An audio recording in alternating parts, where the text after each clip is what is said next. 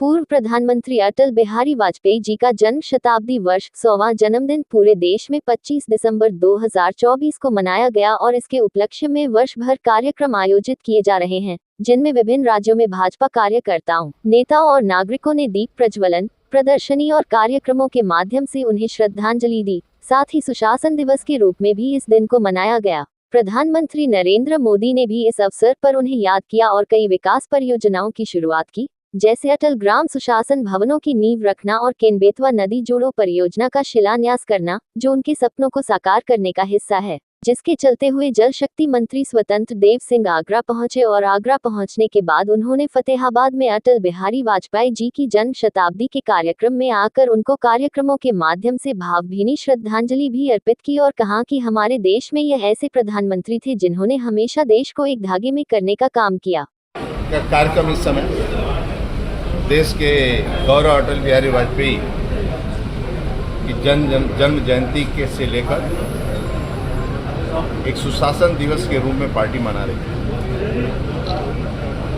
उसी कार्यक्रम में आने का मुझे सौभाग्य मिला है। आज वहीं जा रहा है। देश के गौरव अटल बिहारी वाजपेयी का संगठन कैसे खड़ा किया जाता है और कार्यकर्ताओं को लेकर जीरो से, यानी भारतीय जनता पार्टी की स्थापना से लेकर 84 में 2 सीटें आई, उसके बाद सत्ता तक यानी शिखर तक, और सत्ता पर पहुंचने के बाद भी एक स्वयंसेवक क्या होता है और भारतीय जनता पार्टी जनसंघ का कार्यकर्ता क्या होता है।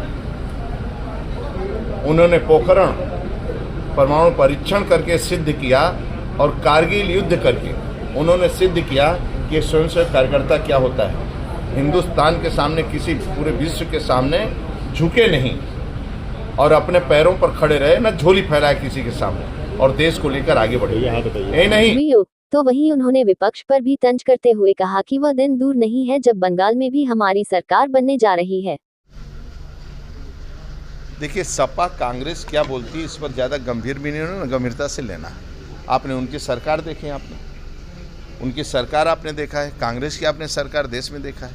एक खानदान और वंशवाद की पार्टियां हैं, ये देश के बारे में क्या सोचेंगे?